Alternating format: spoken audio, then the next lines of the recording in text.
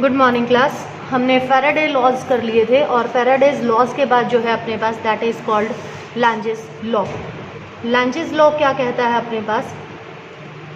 लैंजेस law ने क्या बताया था अपने को कि हमारे पास जो इंड्यूस्ड करंट है उसकी डायरेक्शन अपने पास क्या होगी। अब यहाँ देखो, मैंने आपको क्या कहा था कि ये जो नेगेटिव साइन हम यहाँ पर लगा रहे थे, ये नेगेटिव साइन का मतलब क्या था कि ये अपने ही प्रोडक्शन का क्या कर रही है, अपोज कर रही है।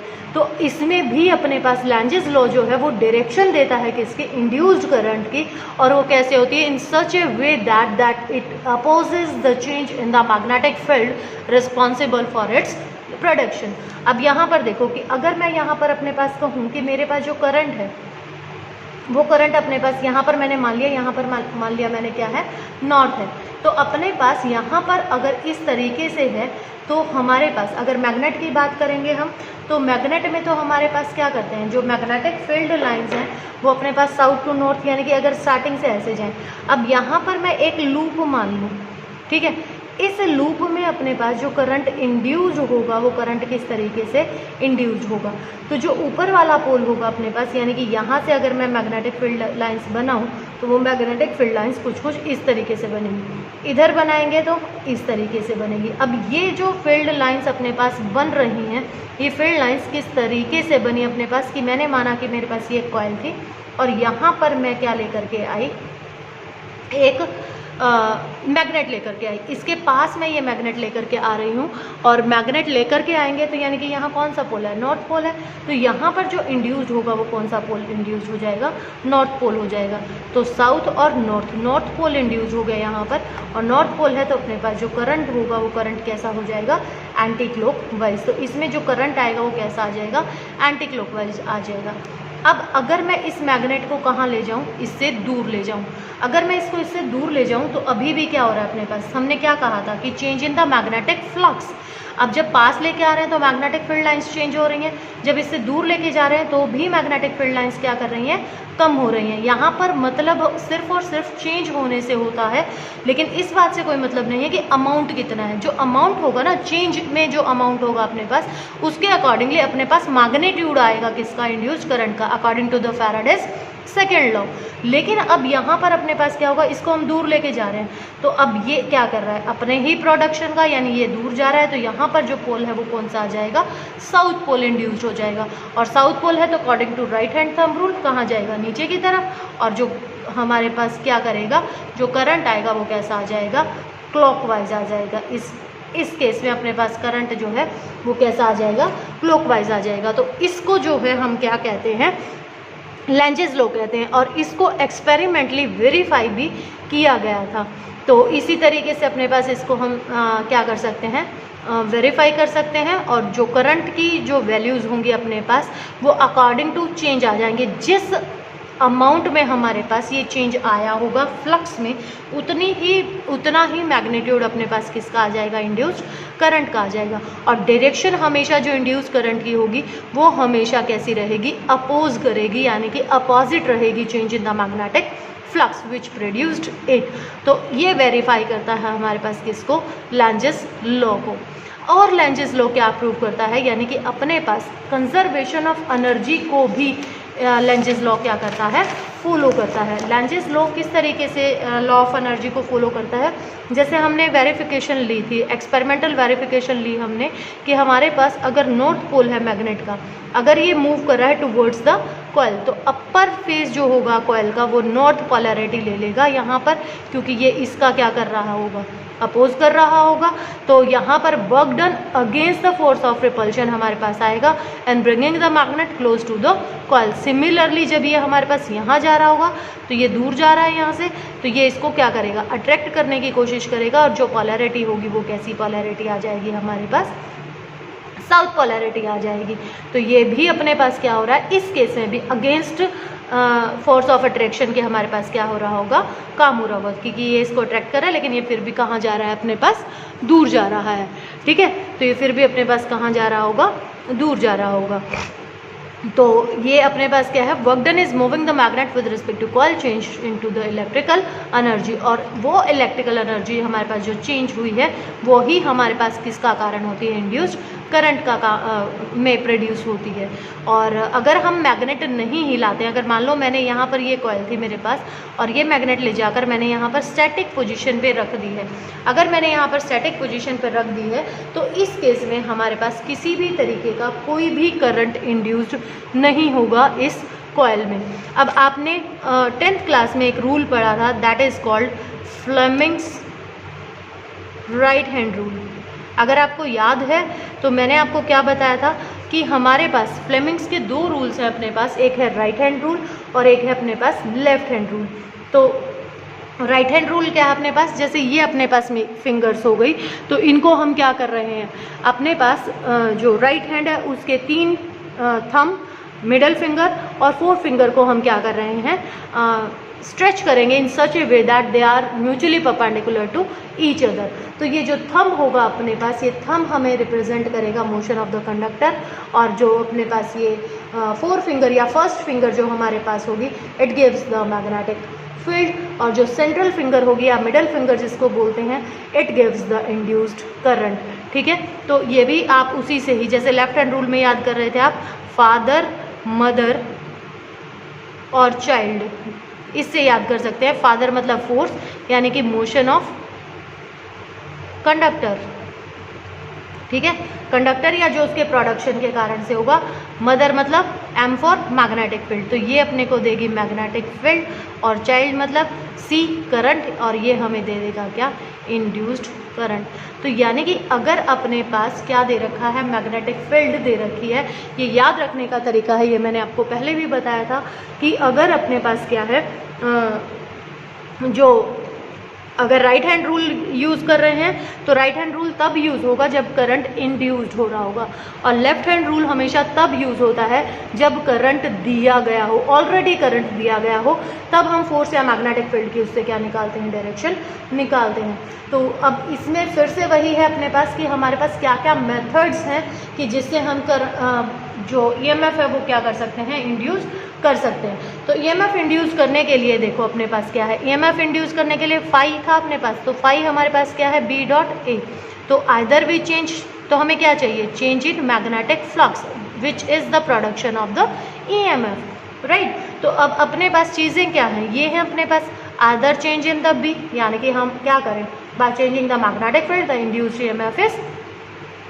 EMF is induced. और अगर मैं क्या करूं, अगर मैं एरिया चेंज कर दूं किसी का, जैसे मान लो कि मेरे पास ये कोई एक रेक्टेंगुलर कोई एक कॉइल थी और इसमें ये 3rd पार्ट मैंने क्या रख लिया, मूवेबल रख लिया, तो पहले ये यहाँ था फिर मैं इसको यहाँ ले, एरिया चेंज हो गया। तो चेंज इन एरिया से भी हम क्या कर सकते हैं, मैग्नेटिक फील्ड जो है वो चेंज हो जाएगी, ये फ्लक्स चेंज हो जाएगा अपने पास d∅dt, सेम मैग्नेटिक फील्ड में अगर हम इसको रख रहे हैं तो, ठीक है।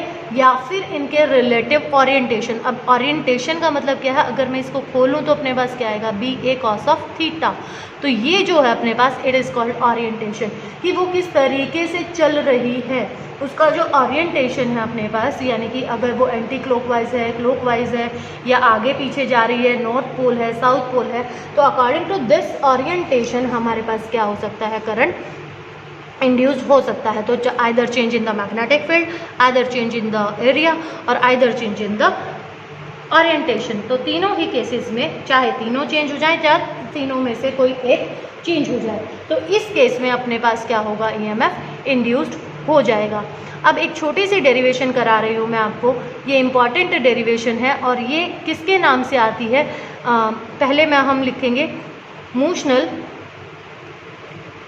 Electromotive force. मोशनल का मतलब क्या है यहाँ पर, यानी कि ये किस में है, मोशन में है, ठीक है।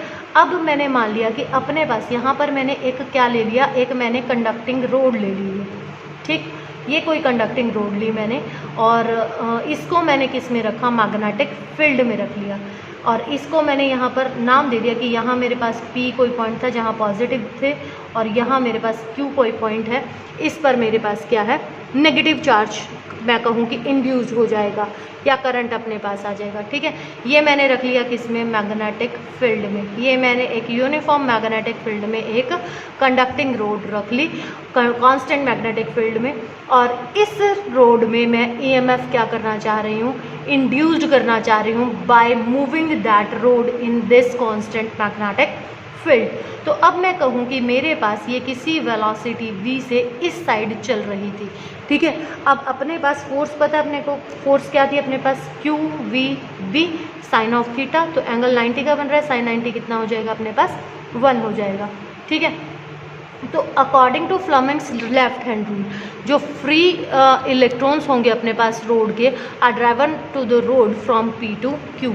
ये पी से क्यू की तरफ जो इलेक्ट्रॉन्स है अपने पास, ये इलेक्ट्रॉन्स इस तरफ क्या करना शुरू कर देंगे, म्यूचुअली परपेंडिकुलर होंगे according to left hand rule. तो ये अपने पास यहाँ पर क्या करना शुरू कर देंगे, चलना शुरू कर देंगे। ठीक है, तो एक टाइम अपने पास ऐसा आ जाएगा, the equal amount of positive charge क्या करेगा, फिर अगर इलेक्ट्रॉन यहाँ जा रहे हैं तो ये खाली स्थान छोड़ के जाएगा यहाँ पर, और इस साइड उतना ही पॉजिटिव चार्ज क्या हो जाएगा, अपीयर हो जाएगा। और ये प्रोसेस तब तक चलता रहेगा अपने पास जब तक कि अपने पास electric attraction, electric force between दोनों चार्जेस के बीच में बैलेंस नहीं हो जाती है। तो अपने पास ये जो सेपरेशन हुआ चार्जेस का, जो इंड्यूस्ड ईएमएफ अराइज हो जाएगा, क्योंकि यहाँ सारे पॉजिटिव इकट्ठे हो जाएंगे, यहाँ सारे नेगेटिव इकट्ठे हो जाएंगे।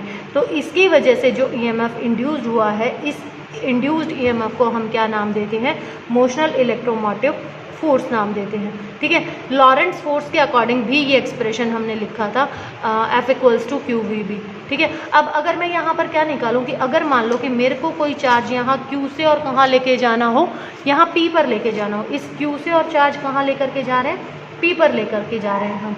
तो अपने पास मैंने मान लिया कि मैंने कोई पॉजिटिव चार्ज मेरा यहाँ से यहाँ पर क्या किया है, गया है। तो वर्क डन इक्वल्स टू क्या होता है, force into distance, W equals to F D S. अब यानी कि यहाँ से यहाँ तक ये लेंथ टोटल मान लो इस रोड की कितनी है, L। तो W work done equals to force कितना था, क्यू वी बी, और इनटू में क्या आ गया अपने पास, L। अब अपने पास जो इंड्यूस्ड ईएमएफ है, इंड्यूस्ड ईएमएफ इंड्यूस्ड है, एक रिलेशन किया था आपने क्या, E is equal to D V by D R. एक तो ये रिलेशन किया था, एक रिलेशन क्या किया था आपने, work done equals to work done by charge equals to change in potential. Change in potential, या इसको दूसरे शब्दों में क्या कह सकते हैं, द मैक्सिमम पोटेंशियल, यानी कि ईएमएफ। तो E is equal to work done by charge, work done की वैल्यू ये है अपने पास। तो वर्क डन कितना हो गया अपने पास, क्यू वी बी एल, और डिवाइडेड बाय चार्ज कितना हो गया, क्यू। क्यू से क्यू कैंसिल हो गया, और अपने पास ये किसके बराबर आ गया, E is equal to V B L. तो ये कहलाता है, इसको नाम दिया जाता है क्या, मोशनल ईएमएफ। ठीक है, तो ये या तो ये कह देंगे, इसको कॉन्सेप्चुअल के रूप में डाल देंगे ये, कि हमारे पास कोई एक रॉड थी, उस रॉड का लेंथ L था, और उसको हमने क्या किया है, एक कांस्टेंट मैग्नेटिक फील्ड में उसको हमने रखा है। तो आप उसके लिए एक्सप्रेशन फाइंड आउट कीजिए मोशनल ईएमएफ का। तो ये एक्सप्रेशन आपने उस टाइम पर क्या करना है, फाइंड आउट करना है। ठीक है, अगर कह दें कि करंट फाइंड आउट कीजिए, अब यानी कि ये क्या आ गया, पोटेंशियल आ गया आपके पास, मैक्सिमम पोटेंशियल आ गया अपने पास। करंट इज इक्वल टू किसके बराबर होगा, according to Ohm's law, V equals to I R, और I is equal to V by R. तो V की वैल्यू तो है ही आपके पास, किसके बराबर है, V बी एल, और डिवाइडेड बाय आर। यहाँ पर ये जो v है ना, ये v आपका क्या है, वेलोसिटी है। कभी इसको ये सोचो कि ये हमारे पास पोटेंशियल डिफरेंस है, ये वेलोसिटी है अपने पास। तो B L V divided by R, ये करंट की वैल्यू आ जाएगी। अब इसी का ही एक और पार्ट है, ये भी इम्पॉर्टेंट है, और इसमें ये क्या कह रहे हैं, इसमें हम निकाल रहे हैं क्या, मोशनल इंड्यूस्ड ईएमएफ निकालेंगे। इसमें भी मोशनल इंड्यूस्ड ईएमएफ निकालेंगे इन अ कंडक्टिंग रोड। अभी तो ये कंडक्टिंग रोड को हम क्या कर रहे थे, ऐसे ट्रू एंड फ्रो कर रहे थे। ठीक है, कंडक्टिंग रोड, और इसी नाम से ही आएगा ये जो मैं लिख रही हूँ, रोटेटेड। पिछले 2 साल से ये क्वेश्चन आ रहा है, rotated in a uniform magnetic field. अब ये देखो अपने पास ये क्या कह रहा है कि अपने पास रोटेट कर रही है, कि कोई रोड है अपने पास, तो रोटेट कर रही है, यानी कि वो एक पर्टिकुलर सर्कल बना रही है अपने पास। तो मैंने मान लिया कि मेरे पास जो ये रोड है, ये रोड कितनी है, पी क्यू है। ठीक है। अब यहाँ से यहाँ तक का ये क्या है डिस्टेंस L, यानी कि रोड की लेंथ मान ली मैंने ये L है, और ये जो एंगल यहाँ पर बना रहा है ये एंगल हो गया अपने पास कितना, थीटा के बराबर हो गया। ठीक है। अब ये यहाँ से और रोड कहाँ आ गई, यहाँ आ गई, और इस पॉइंट को नाम दे दूँ मैं Q डैश। ठीक है। अब यहाँ पर मैं क्या निकालूँ, एरिया स्वैप्ड निकाल लूँ, क्योंकि मेरे को क्या निकालना है, फ्लक्स निकालना है। फ्लक्स चेंज इन फ्लक्स यानी कि D phi upon D T equals to क्या आ जाएगा, ई, ये निकालना हमने। तो हम सबसे पहले क्या निकालें, फ्लक्स, और फाई इज इक्वल टू क्या होता है, बी डॉट ए, तो यानी कि एरिया स्वैप्ड निकाल दें हम इसमें। तो एरिया स्वैप्ड अगर मैं इससे निकालूँ तो ये सेक्टर क्या हो जाएगा अपने पास, area swept by rod A is equal to half L into क्या हो जाएगा, आर, ये होगी आर। तो थीटा इज इक्वल टू क्या होता है, आर्क बाय रेडियस, राइट, समझ गए। और हमें क्या चाहिए, आर्क चाहिए, तो आर्क इज इक्वल टू किसके बराबर जो है, थीटा इंटू रेडियस, और थीटा रेडियस कितनी है, एल, तो यहाँ क्या आ जाएगा अपने पास, थीटा एल। समझ रहे हो बात। तो एरिया कितना हो गया, हाफ एल स्क्वायर थीटा। ठीक है। ये क्या हुआ अपने पास, हाफ बेस, और ये ले लिया हमने क्या। तो हम क्या कर रहे थे, ये मोशनल ईएमएफ हम यहाँ पर निकाल रहे हैं, ये बीच में वीडियो रुक गई थी। मोशनल इंड्यूस्ड ईएमएफ हम निकाल रहे हैं किसकी वजह से, कंडक्टिंग रोड की वजह से, जो कि रोटेट कर रही है। अब ये मेन पॉइंट है इसमें, जो कि रोटेट कर रही है कि इसमें यूनिफॉर्म मैग्नेटिक फील्ड में। तो अब अपने पास हमें क्या चाहिए, हमें ई चाहिए। तो ई क्या होता है, D phi upon D T. तो सबसे पहले फाई लिख लें, फाई क्या होगा, बी डॉट ए। तो मैग्नेटिक फील्ड ये तो कांस्टेंट है ही, एरिया निकाल लेते हैं यहाँ से कि हमारे पास ये यहाँ से यहाँ गई, और ये इसने क्या बनाया, एंगल बना दिया कितना, थीटा।